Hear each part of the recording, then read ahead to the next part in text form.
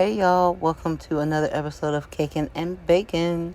So as you can see, we are making cinnamon swirl banana bread, and here are all of our ingredients that we will be using.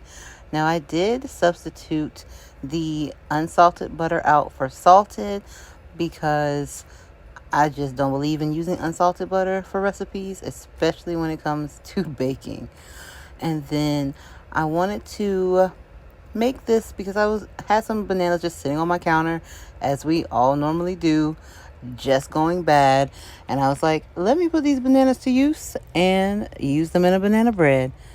And I'm going to link the recipe that I mainly followed down below, and that way you guys can check it out. So you see, I just went ahead and melted my 2 sticks of butter, and now I am adding in my sugar, making sure to get it nice and smooth and creamy. Once that got to the consistency I was looking for, I went ahead and cracked my eggs. And I want to just include this because, y'all, I have been falling in love with slow-mo shots. At first, I didn't know how to do them, but now that I do, I adore.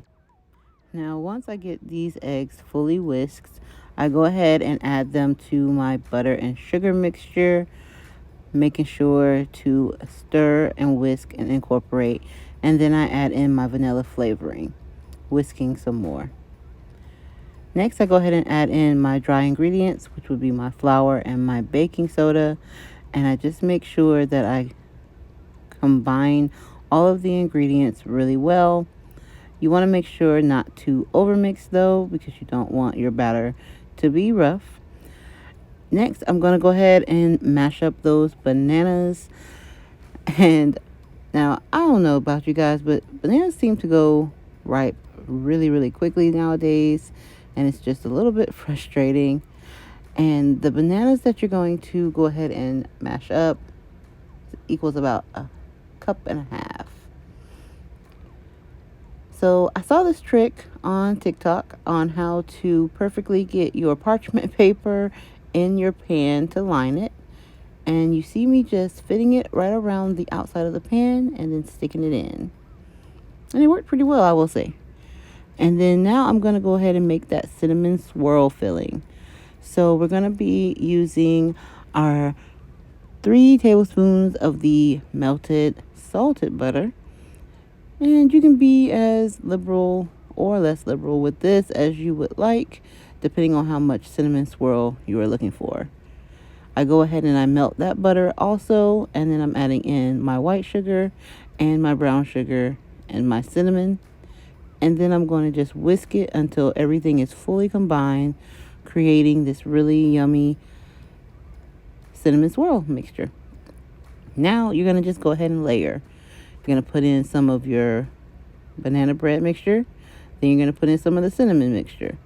And then you'll just repeat layering until it reaches the top of the pan. Be careful not to overfill, just so that nothing spills out in your oven. And then you'll swirl the mixture together right before you put it into the oven.